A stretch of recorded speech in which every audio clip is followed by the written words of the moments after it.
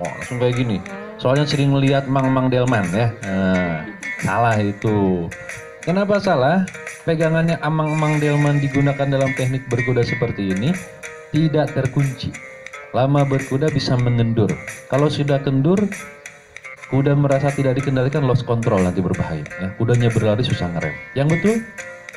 Nah seperti itu, digenggam. Ya. Simpan di depan sadel atau pelana. Nah, jangan terlalu kencang, jangan terlalu kendur, proporsional. Dari mulut kuda ke tangan kita lurus. Nah ini insya Allah membuat kudanya nyaman. Kalau kencang sakit mulut kudanya, kasihan. Oke, berikutnya sikap duduk. Duduknya harus nyaman seperti duduk di kursi. Ya. Tapi badannya tegak. Nyaman tapi badannya tegak, rileks.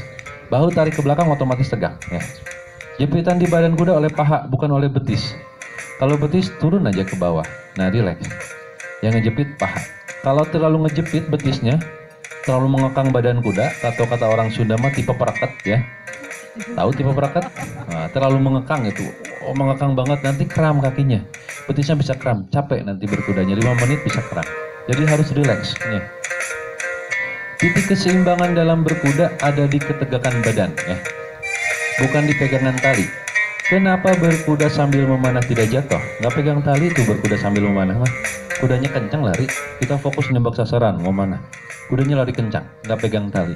Kenapa tidak jatuh? Karena bukan di sini keseimbangannya, bukan di tangan, tapi di ketegakan badan. Ya. Tangan hanya mengendalikan saja. Jadi harus tegak. Ya.